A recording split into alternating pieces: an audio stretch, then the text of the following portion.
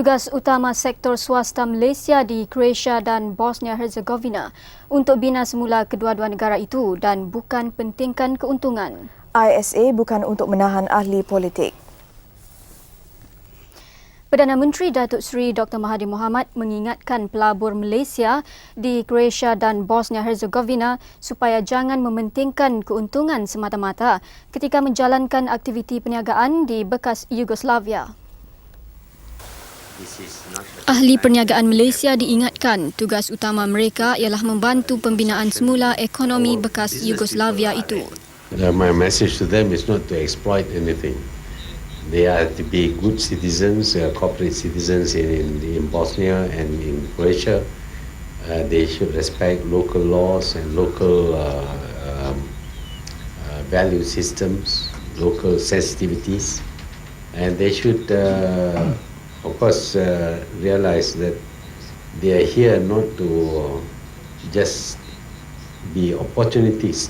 Beliau berkata demikian di sidang akhbar bersama media Croatia dan Malaysia di Zagreb pada penghujung lawatan seharinya ke Croatia. Mengenai hubungan dagangan Malaysia-Croatia, Datuk Seri Dr. Mahathir berkata jumlahnya kini hanya mencecah 15 juta ringgit setahun dan mampu ditingkatkan lagi. Already we have identified a lot of scope for increased trade. For example, Malaysian cars seems to be well accepted in Croatia. At the same time, there is a possibility of Malaysian investments in banking, in the leisure industries, and also in joint ventures, perhaps with Croatia in construction. I expect that it will be very substantial after this. Sejumlah 5 memorandum persefahaman, 3 surat cara perjanjian dan 1 perjanjian usaha sama berjaya dimeterai sepanjang lawatan. Sebelum itu, Perdana Menteri menyampaikan derma berjumlah RM84,000 kepada Pusat Islam Croatia. Sumbangan itu daripada Kerajaan Malaysia dan Barisan Bertindak Bosnia. Turut hadir di majlis ini Menteri Perdagangan Antarabangsa dan Industri Datuk Seri Rafidah Aziz dan Presiden ABIM Dr. Mohamad Nur Manuti. Datuk Seri Dr. Mahathir juga turut mengunjungi Presiden Croatia Franjo Tuđman. Deputy Minister in the Foreign Affairs, Secretary to Ministry of Foreign Affairs. Pertemuan selama setengah jam ini berlangsung di Istana Presiden. Kedua-dua pemimpin membincangkan pelbagai isu dan usaha untuk merapatkan hubungan dua hala Malaysia-Croatia.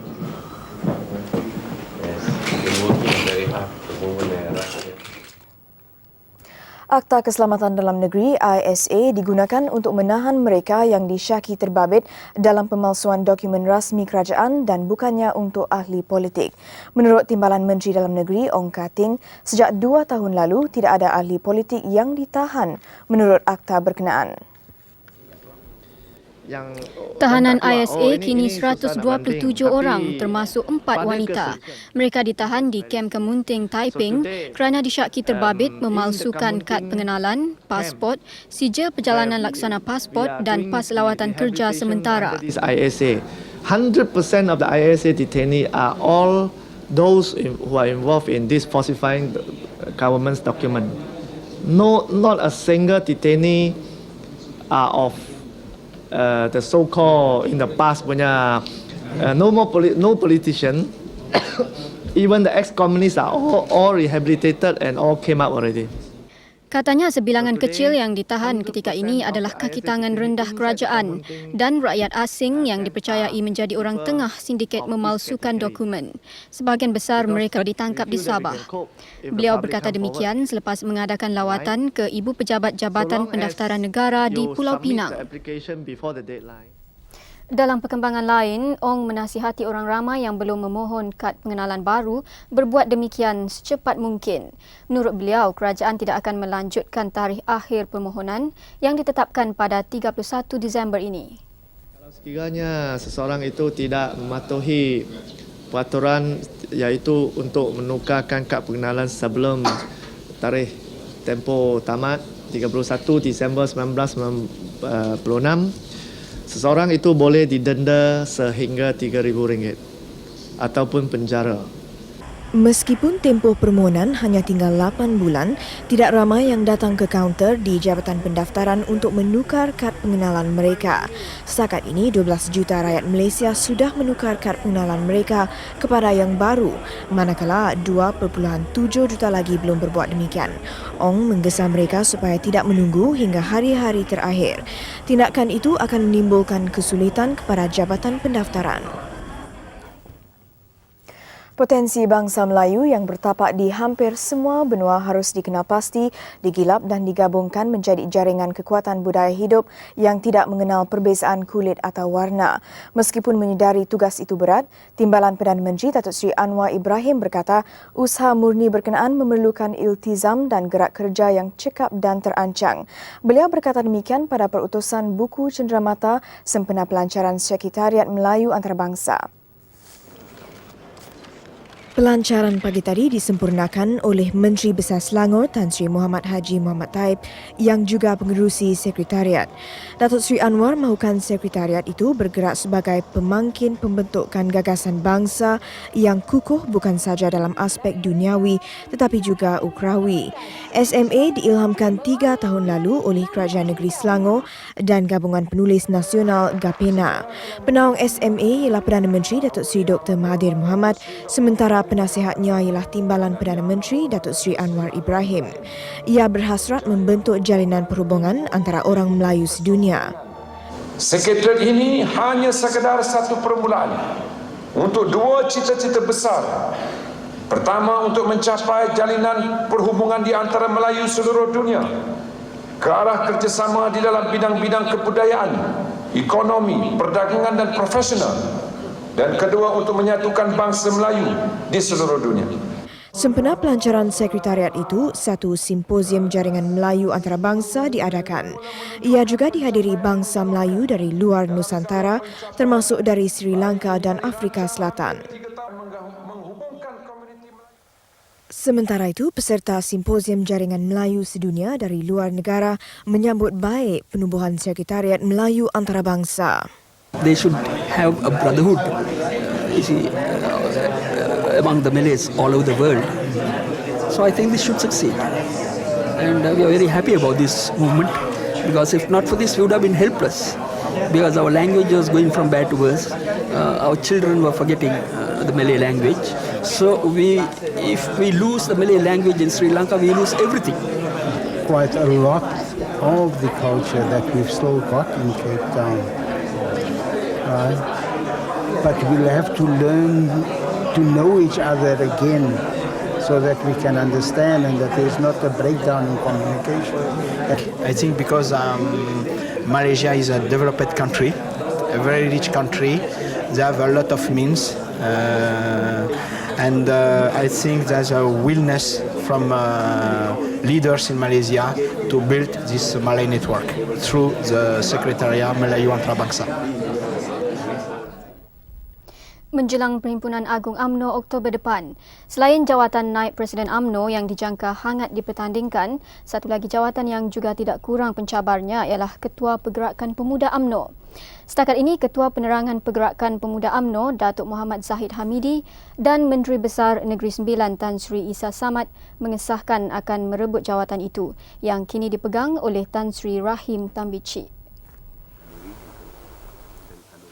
Bagi Datuk Muhammad Zahid, pencalonan ini menunjukkan kesungguhannya menawarkan diri merebut jawatan tertinggi Pergerakan Pemuda.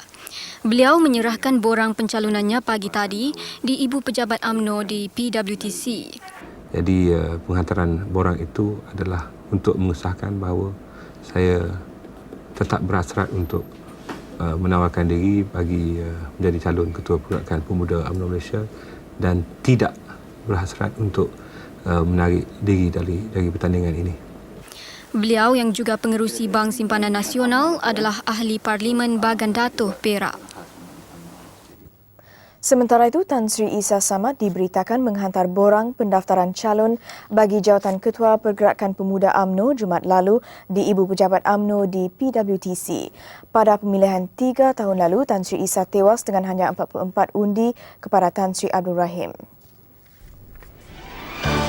Sungai Buloh dilanda banjir kilat.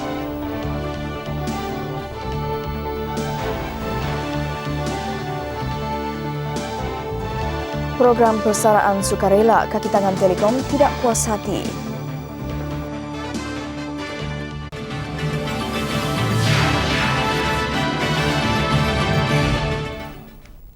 Malaysia bersedia mengekalkan kehadiran tenteranya di wilayah Balkan walaupun mandat yang diberikan kepada pasukan pelaksana damai I4 tamat hujung tahun ini.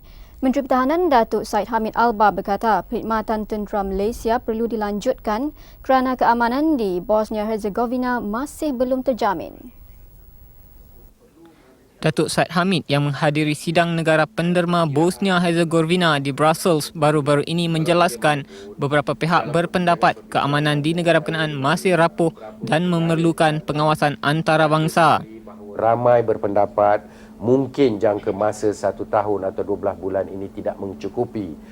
Kalau ini keadaan sebenarnya berlaku, maka kita kena mencari mekanisme yang berbeza untuk meneruskan kehadiran kita di semenanjung Balkan itu.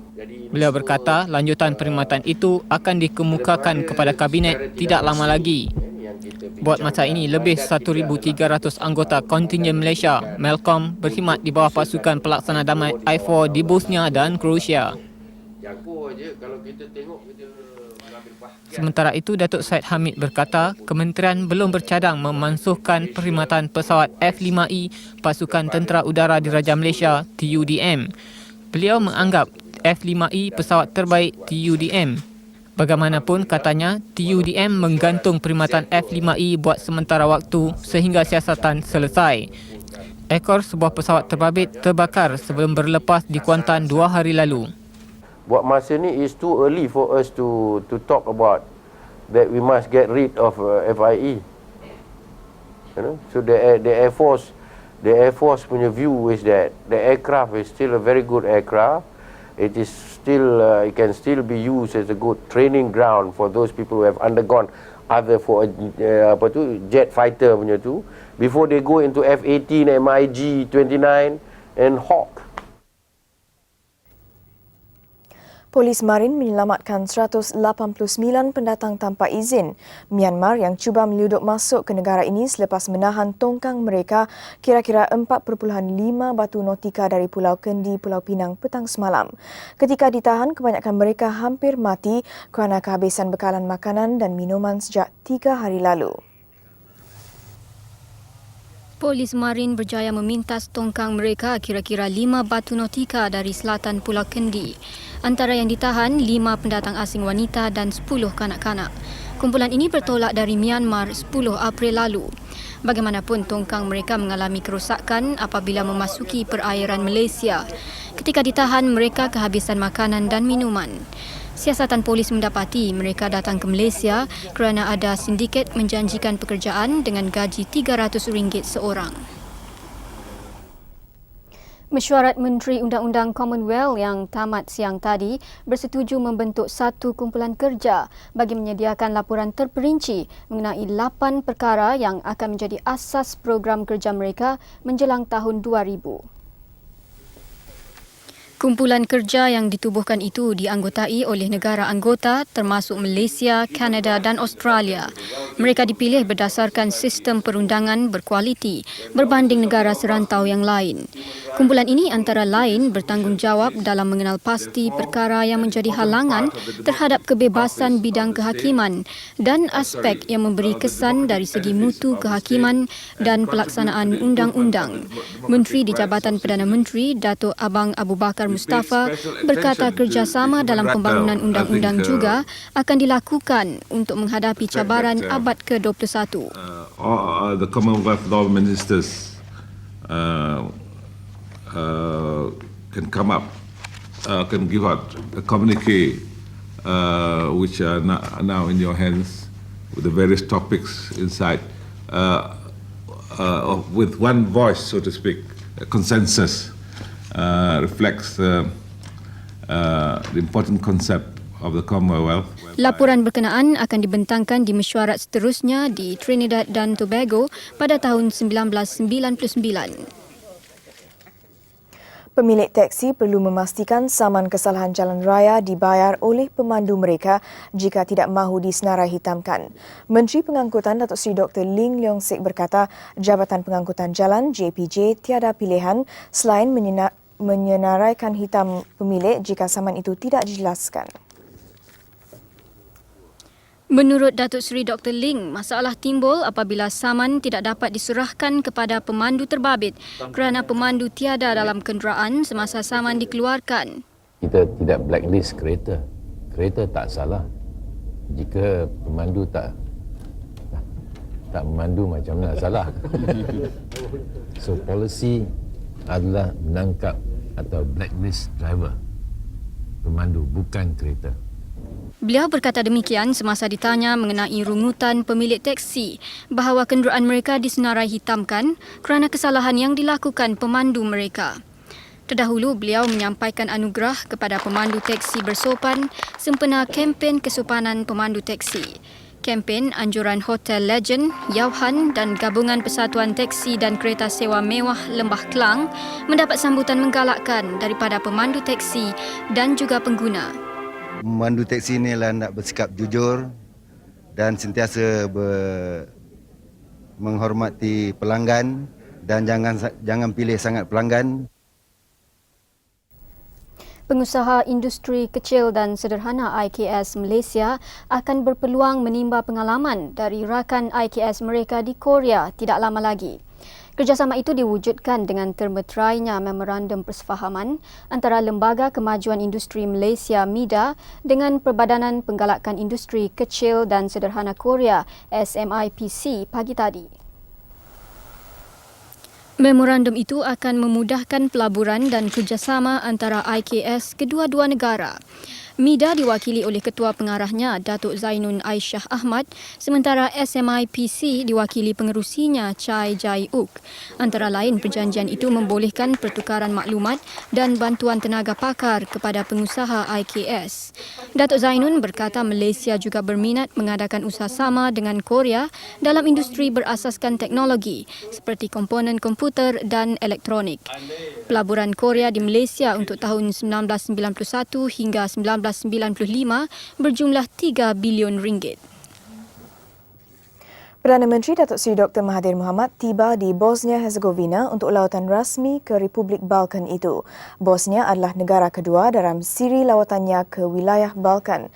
Datuk Seri Dr. Mahathir tiba di Sarajevo dari Zagreb, Croatia. Sejurus tiba di rumah tetamu, beliau disambut Presiden Alija Izetbegovic. Kedua pemimpin kemudiannya mengadakan rundingan tertutup.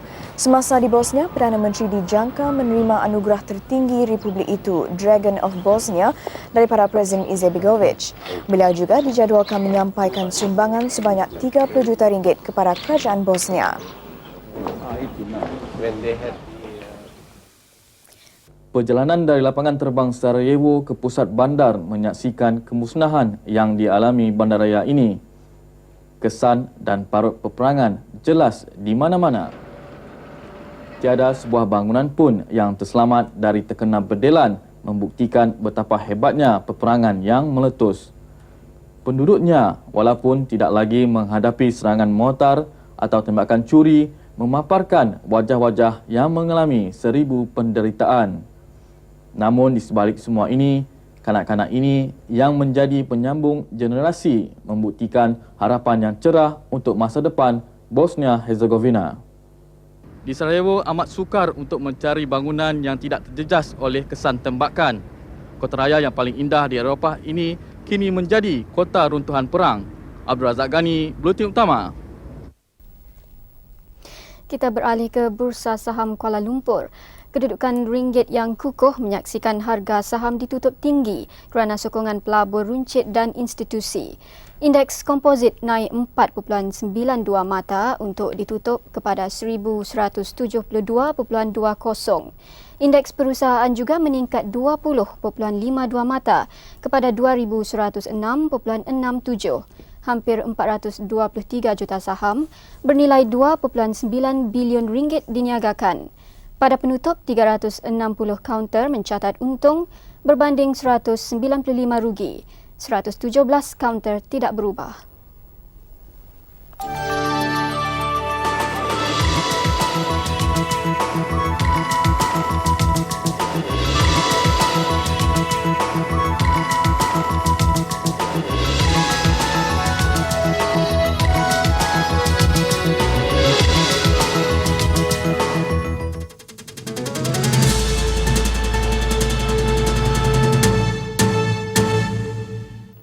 Sementara itu, sentimen bursa saham turut mempengaruhi pasaran hadapan indeks komposit di Bursa Option dan Kewangan Kuala Lumpur.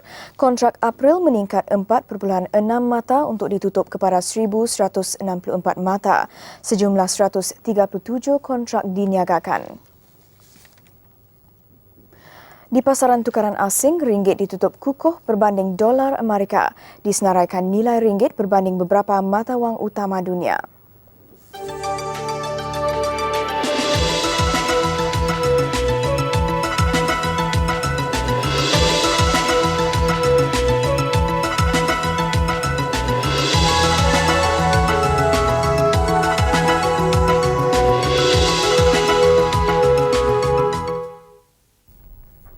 Lazimnya sambutan Ma'al Hijrah atau Awal Muharram diadakan secara sederhana. Malah ada umat Islam yang menganggapnya sebagai cuti umum biasa. Sehubungan itu, Akhbar Berita Harian dan Telekom Malaysia berusaha memeriahkan hari itu melalui peraduan Salam Ma'al Hijrah. Melalui peraduan itu, pembaca boleh mengirim salam sempena Ma'al Hijrah kepada rakan atau sanak saudara. Mesej itu akan dimuatkan dalam 2 muka surat ruangan iklan Neka Berita Minggu pada 19 Mei depan. Salam terbaik berpeluang memenangi hadiah. Pengurus Besar Bahagian Pengiklanan NSTP, Rahim Saleh berkata, peraduan itu sebagai usaha meningkatkan kesedaran masyarakat Islam yang kian melupakan sambutan Ma'al Hijrah. Beliau kemudiannya menerima cek tajaan dan hadiah bernilai RM40,500 dari Naib Presiden Kanan Bahagian Konsumer dan Perniagaan Telekom Malaysia, Wan Muhammad Wan Ibrahim.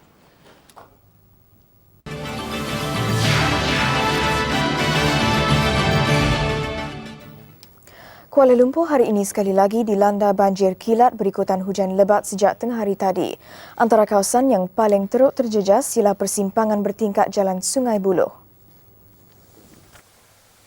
Banjir di persimpangan bertingkat Jalan Sungai Buloh menyebabkan laluan di kedua belah jalan ini sukar dilalui. Beberapa buah kenderaan mengalami kerosakan apabila cuba mengharung jalan ini. Hujan lebat sejak pukul 3 hingga 5 petang tadi juga menyebabkan laluan ke Lebuh Raya tidak dapat dilalui. Jalan menuju ke Kuala Lumpur sesak apabila kenderaan terpaksa bergerak perlahan dan setengahnya pula rosak. Plaza Tol Sungai Buloh turut mengalami kesesakan lalu lintas. Kebanyakan pekerja Telekom Malaysia yang terbabit dalam program persaraan secara sukarela tidak berpuas hati dengan tindakan majikan mereka. Mereka mendakwa jumlah pampasan yang diberikan tidak mencukupi dan pemilihan menyertai program itu dibuat secara pilih kasih. Kekecewaan berlaku pagi tadi apabila pekerja Telekom yang terbabit dalam program persaraan secara sukarela ini cuba menjelaskan ketidakpuasan hati mereka kepada wartawan. Sebaliknya, seorang pegawai Telekom yang tidak dikenali cuba menghalang kami dengan kasar. Sampai esok pun tak dapat. Dia cakap juga, hitam putih tak dapat. Macam mana? Bagi mengelakkan sebarang kejadian yang tidak diingini antara pekerja dan majikan, kami mengambil keputusan untuk mewawancara mereka di luar kawasan taklimat itu diadakan. Kita tentang bersara, voluntary service, apa yang dia minta tu kita tak berapa puas hati lah, itu saja. Yang mana kita punya union cakap lain, dia yang cakap lain lah. Pengurusan cakap lain lah. Pengurusan cakap lain lah. Menurut mereka, jumlah pampasan yang diberikan adalah tidak memadai dan mendakwa terdapat pilih kasih dalam program ini. Pampasan dia kasih 33,000 untuk 23 tahun kerja. Tak happy. 23,000 lu mau bikin apa? At least kan, kalau sekiranya kami tak ada ambil imbuhan ni, saya takut besok akan datang dia orang boleh buang kami dalam masa 3 bulan gaji lah. Itu yang saya tak puas hati pada syarikat. Atas dasar apa cik di... Atas dasar pertama, memandangkan dia kata saya ni macam gaya apa ni?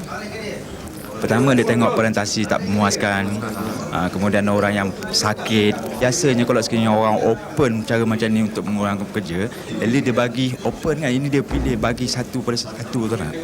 Berarti dalam cara ni berarti satu kenayaan pada syarikat, pada orang. Laporan akhbar tempatan 17 April lalu menyebut hampir 1,100 pekerja Telekom Malaysia dikenal pasti terbabit dalam program itu. Mereka didakwa sebagai pekerja yang kurang produktif, berumur antara 45 hingga 50 tahun dan berada dalam senarai terapung syarikat. Sementara itu, Presiden Kesatuan Pekerja Telekom Kebangsaan Muhammad Syafiee Makmal berkata, pekerja terbabit berhak menolak program itu kerana ia bukanlah keputusan terakhir yang dibuat oleh Telekom. Ahli masih berpeluang memikirkan program itu kerana tempoh tawaran dilanjutkan daripada 22 April hingga 30 April. Semua yang terlibat dalam skim ni yang dipropos, mereka-mereka ni telah datang dengan satu perasaan lain lah. Maknanya dia tak berapa faham. Pihak pengurusan Telekom enggan mengulas. Mayat seorang kanak-kanak lelaki yang mati lemas di Sungai Ramal, Selangor dijumpai semalam. Mangsa dikenali sebagai Wan Yusof Wan Ramli, 7 tahun. Allahyarham dipercayai terjatuh ke dalam Sungai Ramal petang semalam dan dihanyutkan arus deras ketika mencari ikan. Berikutan kejadian itu, pihak bomba dan penduduk tempatan berusaha mencari kanak-kanak malang itu. Mayatnya ditemui di bawah jambatan kira-kira 10 meter dari tempat kejadian. Mayatnya dibawa ke Hospital Kajang untuk bedah siasat.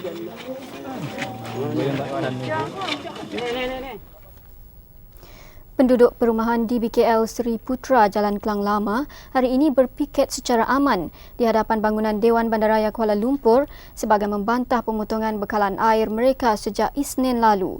Sebelum ini mereka diberi notis untuk mengosongkan kawasan berkenaan yang akan dibina semula tetapi tidak mengendahkannya. 40 penduduk mengambil bahagian dalam piket ini. Mereka mendakwa bekalan air itu dipotong kerana sebilangan mereka enggan berpindah ke penempatan baru yang disediakan di apartmen Putra Ria berhampiran.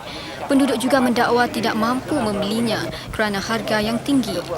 Apartmen itu dijual pada harga RM41,000 seunit. Saya tak setuju apa yang pihak bandaraya hantar pada kami lah. Kami yang 110 orang ni menderita berkenaan air semua. Apa yang kemauan kita, kami pun dia tak ada turuti lah kan. Kita nak berunding pun dia tak ada ambil tindakan apa-apa, tak ada. Penduduk terbabit mencadangkan di BKL mengurangkan harga rumah itu atau mencari alternatif lain. Rejim Zionis tidak endahkan gencatan senjata di selatan Lubnan.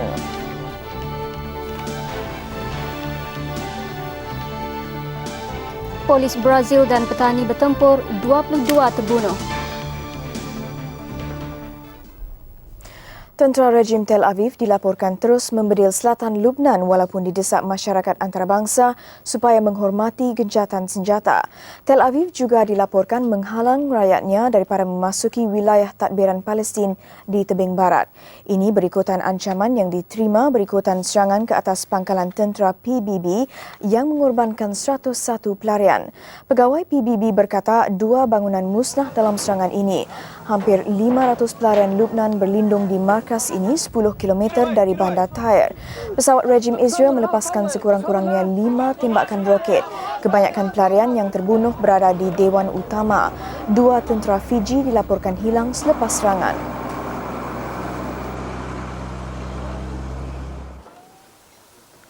Sementara itu di Baitul Maqdis, Perdana Menteri Rejim Shimon Peres menyalahkan pejuang Hizbullah berikutan serangan ke atas markas PBB itu.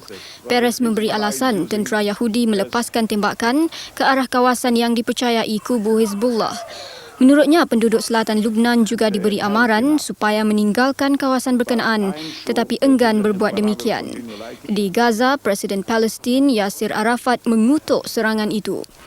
Arafat dikunjungi Menteri Luar Perancis Alverdi Charret yang menggesa semua pihak menyertai usaha gencatan senjata bagi mengelakkan orang awam daripada terus menjadi mangsa.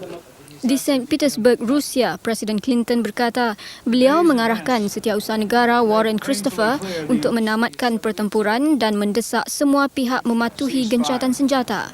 Perdana Menteri Britain John Major kesal dengan serangan rejim Israel dan mahu usaha diplomatik diteruskan untuk menamatkan krisis itu. Lewat semalam, Majlis Keselamatan PBB meluluskan resolusi mendesak ditamatkan segera keganasan di selatan Lubnan. Bagaimanapun, resolusi itu tidak pula mengutuk serangan tentera Zionis. Duta Amerika Syarikat Madeleine Albright menyatakan kesalnya tetapi enggan menyalahkan mana-mana pihak yang terbabit. Duta Lubnan Samir Mubarak sebaliknya marah dengan kegagalan PBB menjalankan tanggungjawabnya.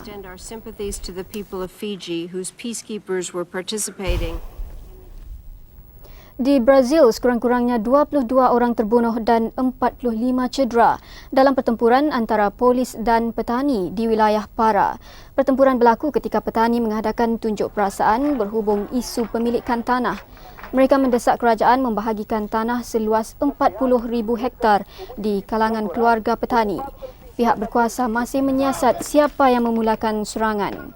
Petani mendakwa mereka ditembak sebaik sahaja polis tiba di kawasan penunjuk perasaan berkumpul. Berikutan insiden ini, Presiden Fernando Henrique mengarahkan Menteri Kehakiman melakukan siasatan di wilayah ini. Pada masa yang sama, Gubernur Wilayah Para memecat Ketua Polis dan berjanji kerajaan akan menanggung perbelanjaan pengkebumian serta memberi pampasan kepada keluarga mangsa. Seorang rakyat Britain dihukum gantung di penjara Singapura atas kesalahan membunuh seorang pelancong Afrika Selatan. John Martin, 36 tahun, juga didakwa di Thailand kerana dituduh membunuh 2 rakyat Kanada. Martin dikatakan mencincang semua mangsanya. Mayat pelancong Afrika Selatan itu ditemui dalam bungkusan plastik di pelabuhan Singapura tanpa kepala. Martin ditahan di lapangan terbang Singapura sekembalinya dari Phuket, Thailand, Mac tahun lalu. Dia menarik balik rayuan meringankan hukuman November lalu. Martin adalah warga barat kedua yang dihukum gantung di Singapura.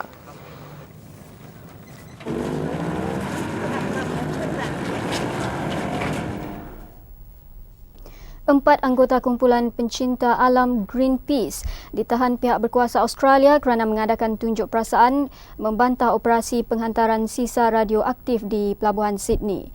Sisa radioaktif itu dibawa dari reaktor nuklear Lucas Heights, Sydney dan akan dihantar ke Scotland untuk diproses semula. Truk yang membawa sisa radioaktif dikawal rapi pihak polis. 21 anggota Greenpeace berjaya menyusup masuk ke terminal pelabuhan dan cuba menghalang petugas daripada meneruskan operasi. Seorang daripada mereka yang merantai diri pada sebuah kren ditahan polis, manakala 3 lagi anggota Greenpeace ditahan atas tuduhan menceroboh. Pertemuan menentang Selangor naikkan semangat Pahang.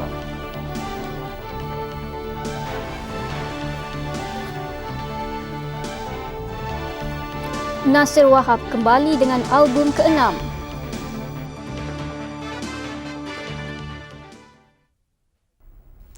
Martabat dan status jurulatih sukan akan dipertingkatkan menerusi pengenalan Kod Etika 20 Perkara menerusi Majlis Sukan Negara MSN. Kod itu juga digariskan sebagai satu fasal dalam kontrak jurulatih luar negara yang berkhidmat di Malaysia. Menurut Menteri Belia dan Sukan Tan Sri Muhyiddin Yassin, Kod Etika 20 Perkara itu akan memberi imej profesional kepada jurulatih. Antara peraturan dalam etika itu melarang daripada mengkritik rakan sejawatan di khalayak ramai, menghormati hak atlet dan melayan semua atlet dengan adil. Meningkatkan mutu kejurulatihan secara meluas dilihat sebagai aspek penting bagi melahirkan atlet berwibawa. Kerana dalam tahun-tahun akan datang ni bidang sukan akan lebih dimajukan. Emphasis kita bukan setakat untuk sukan Commonwealth, tapi lebih daripada itu, maka tentunya kita memerlukan lebih banyak tenaga-tenaga pakar dalam bidang kejurulatihan. Beliau berkata demikian pada sidang akhbar Lembaga Kejurulatihan Kebangsaan siang tadi. Lembaga Kejurulatihan Kebangsaan yang dibentuk pada tahun 1985 akan memperkenalkan Anugerah Kebangsaan tahun depan. Anugerah itu dibahagi kepada 4 kategori. jurulatih profesional, jurulatih sekolah, jurulatih paralimpik dan jurulatih sukarela. Downhill Liga Perdana, pertemuan Selangor Pahang dianggap paling menarik daripada 7 perlawanan yang akan dilangsungkan esok. Ia ibarat ulangan perlawanan akhir Piala Malaysia yang dimenangi Selangor 1-0. Bagaimanapun, kehangatan perlawanan esok tidak sehebat musim lalu. Ia mungkin juga berpunca kepada kedudukan kedua-dua pasukan dalam Liga setakat ini. Selangor selesa di tangga kedua, sementara Pahang tenat di tangga tercorot. Begitupun Pahang mahu menjadikan perlawanan itu sebagai landasan mengembalikan semula kekuatan yang semakin hilang. Pahang dijangka turun tanpa Allen Davidson, Azhar Kamaluddin dan Azharuddin Aziz akibat kecederaan. Namun jurulatih Yunus Alif berharap awan mendung yang menyelubungi Pahang akan berlalu. Yunus mengakui isu pemain import Alberto Naves dengan pihak pengurusan sedikit sebanyak mengganggu rentak juara liga itu. Saya pernah mengalami sedemikian ketika bermain dulu. Kita perlu dengan daya usaha kita sendiri perlu bangkit untuk menghadapi halangan-halangan ini. Tapi insya-Allah dengan kata-kata semangat ini insya-Allah pemain-pemain dapat membuktikan ketika dalam permainan. Kepincangan masih ketara di kalangan muka baru seperti Nik Musanif, Naziman Nasir dan Syekh Radwan Abu Bakar untuk menyesuaikan diri dengan pemain senior. Walaupun di tangga terbawah liga, Pahang menyifatkan pertemuan dengan Selangor malam esok peluang untuk bangkit semula. Sementara itu, dua pegawai Liga Perdana Pahang, Abdah Alif dan Tajuddin Nur yang mungkin menerima hukuman dari Mesyuarat Exco Persatuan Bola Sepak Negeri Pahang meminta supaya jawatan kuasa itu mengkaji sedalam-dalam kesalahan mereka sebelum menjatuhkan hukuman. Ini kerana menurutnya ia adalah satu kesilapan dan bukannya satu kesalahan. Abdah dan Tajuddin akan mengetahui nasib mereka 24 Mei ini berikutan cadangan supaya dipecat oleh Jawatan Kuasa Pelaburan dan Pentadbiran PBNP.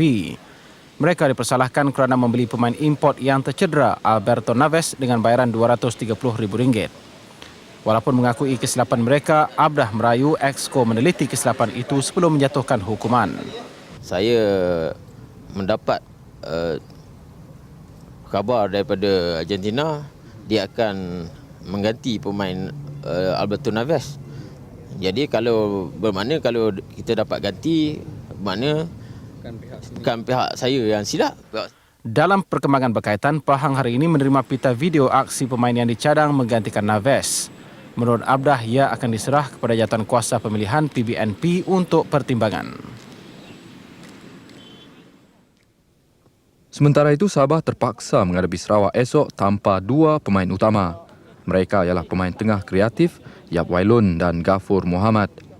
Kedua-dua pemain terpaksa menjadi penonton selepas menerima kad kuning kedua masing-masing pada pertemuan dengan Negeri Sembilan Selasa lalu. Ketiadaan mereka turun memaksa jurulatih Ronald Smith mengubah beberapa posisi pemain. Antara yang dijangka terbabit dengan perubahan strategi ini ialah Jainin Tinin dan Ong Kim Sui. Smith juga mengakui pasukannya tidak mempunyai masa yang cukup bagi persediaan menghadapi musuh tradisi Sarawak. Namun jurulatih Australia itu mahu memastikan perlawanan esok milik mereka. I expect a very tough game.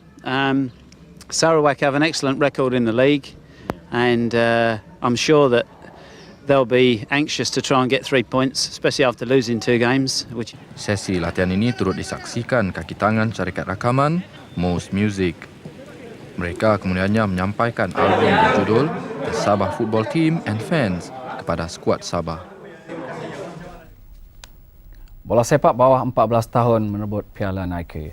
Juara bertahan Negeri Sembilan hanya mampu seri 1 sama dengan Terengganu pagi tadi pada perlawanan kumpulan A. Bagaimanapun, naib juara tahun lalu Kedah memulakan kejohanan kali ini dengan cemerlang apabila mengalahkan Pulau Pinang 2-1. Turut mencatat kemenangan bergaya ialah Sabah yang membelasah Sarawak 5-0. Sementara Selangor berbenam Polis 7-1. Perlawanan di atas padang becak nyata mengganggu rentak kedua pasukan. Bagaimanapun Sabah berjesi kuning merah lebih dahulu menyesuaikan diri dengan keadaan.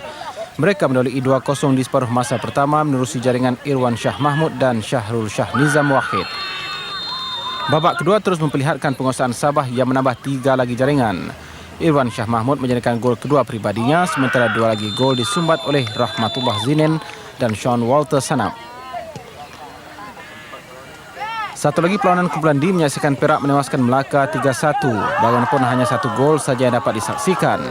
Perak berjersey kuning mempulihi gol pertama menerusi ketua pasukannya Muhammad Khairani Sulaiman pada minit ke-14. Khairani terus bertindak cemerlang apabila menjadikan gol kedua pasukannya 5 minit selepas babak kedua bermula. Melaka bangkit dengan merapatkan kedudukan hasil jaringan Sebastian Piau Pereira. Namun kegembiraan skuad Hang Tuah itu hanya sementara apabila Muhammad Hafiz menjadikan gol ketiga Perak 2 minit kemudian. Perak 3, Melaka 1. Bola sepak Piala Antara Juara Eropah. Paris Saint-Germain dari Perancis dan wakil Austria Rapid Vienna akan bertemu pada perlawanan akhir di Brussels 8 Mei depan. PSG kurang menyerlah tetapi berjaya menewaskan Deportivo La Coruña dari Spanyol 1-0 untuk marah dengan agregat 2-0. Manakala Rapid layak menerusi agregat 4-1 setelah kemenangan 3-0 di gelanggang sendiri ke atas Feyenoord dari Belanda.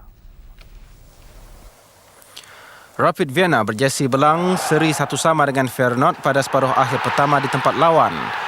Tuan rumah mengasah awal dan membuka jaringan menerusi Karsten Jenke berikutan sepakan sudut minit kedua.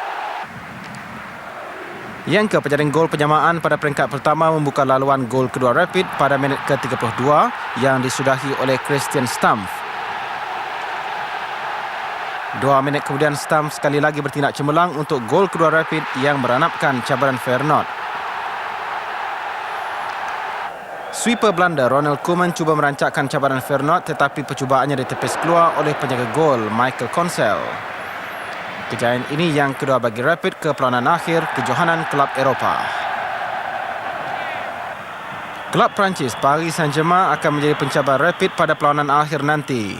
PSG cemas seketika apabila tandukan penyerang La Coruña Javier Mandarin terkena palang. Bagaimanapun tuan rumah yang dibekal kemenangan 1-0 pada separuh akhir pertama bertindak balas menerusi Pascal Noma. Mereka tambah lega apabila Patrice Loko menjadikan gol kemenangan pada minit ke-58 hasil hantaran Yuri Yokev.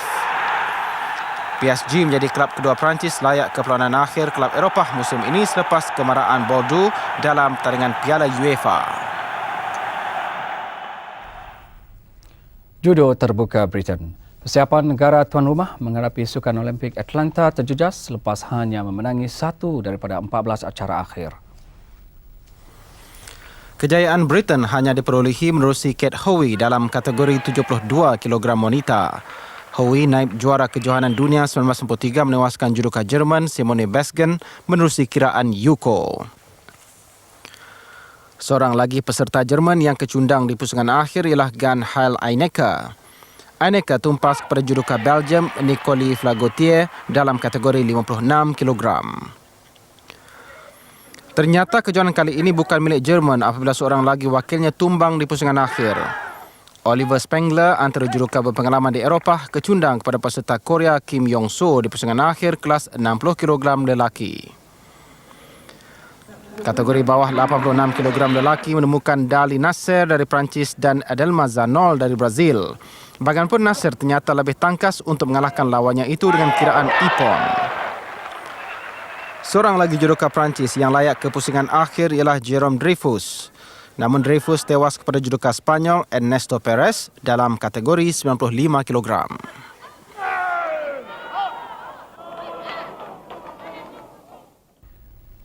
Menjelang perlombaan Grand Prix Formula 1 Eropah, pendahulu kejohanan dunia Damon Hill dijangka meneruskan penguasaannya pada perlombaan di Litar Jerez de la Frontera, Spanyol Ahad ini. Hill dikatakan tidak sabar untuk menghadapi persaingan sebenar Ahad ini selepas memenangi 3 perlumbaan berturut-turut. Pemandu Britain itu menamatkan ujian pertama sebanyak 22 pusingan tanpa sebarang masalah. Namun catatan 1 minit 25.68 saat bukanlah yang terbaik pada ujian tidak rasmi ini. Dia ketinggalan perpuluhan 1.0 saat di belakang rakan sepasukannya Jacques Villeneuve. Masa terpantas pada ujian pertama ini dicatat oleh Gerhard Berger dengan 1 minit 24.93 saat. Pencapaian pemandu Austria itu pasti mengembirakan pengurus pasukan Benetton, Flavio Briatore. Juara pengeluar kereta musim lalu itu sememangnya mengharapkan sirkuit di Eropah membawa tuah kepada mereka selepas gagal pada 3 pusingan lalu. Masa kedua terpantas dicatat oleh pemandu Sauber Ford, Heinz Harald Frenzen, 1 minit 24.93 saat. Manakala beberapa masalah teknikal yang dihadapi hanya membolehkan David Coulthard memandu McLaren melakukan 32 pusingan sahaja. Dan bekas pemandu Williams itu mencatat 1 minit 27.90 saat.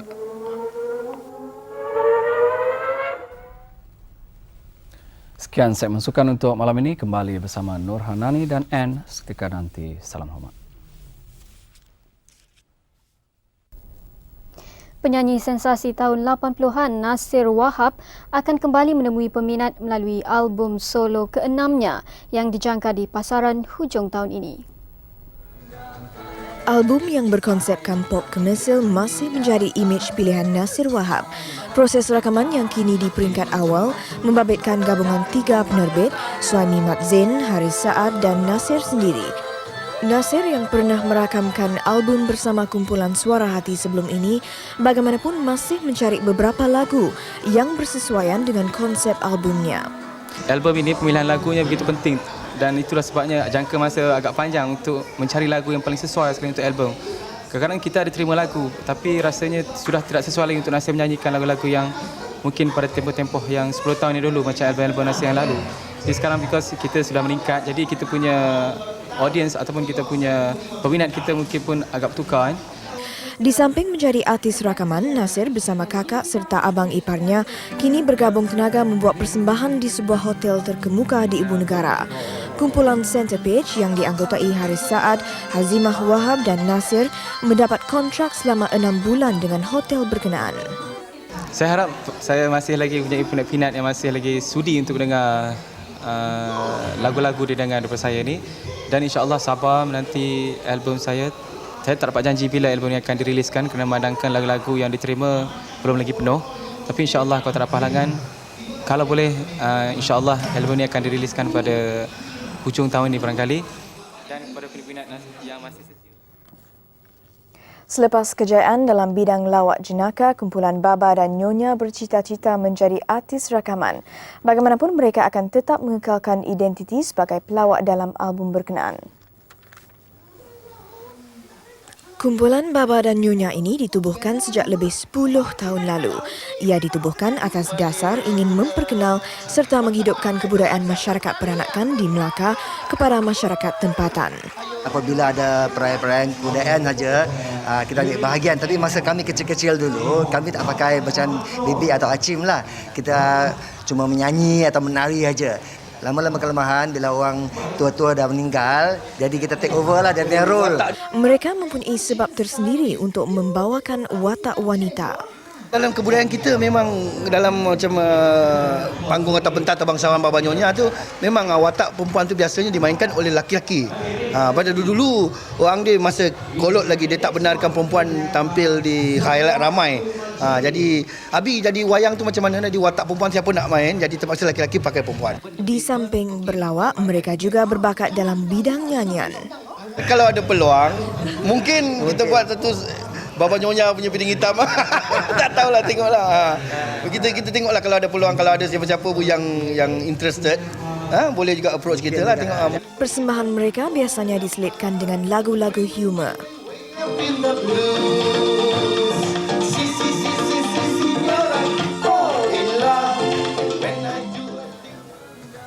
Sementara itu, sebuah hotel terkemuka di ibu negara mengadakan sambutan sempena Minggu Setiausaha Antarabangsa.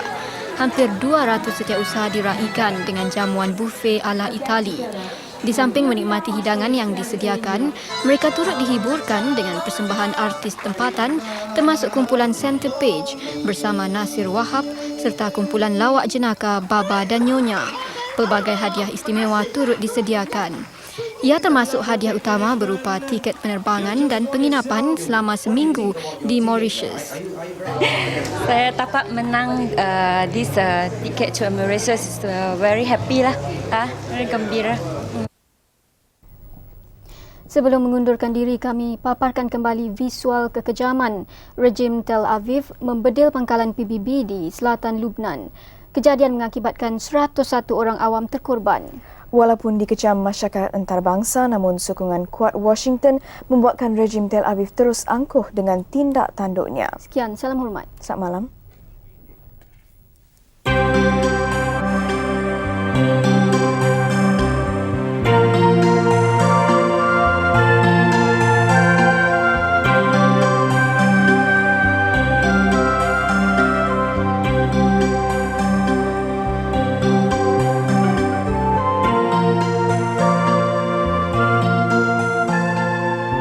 Thank you.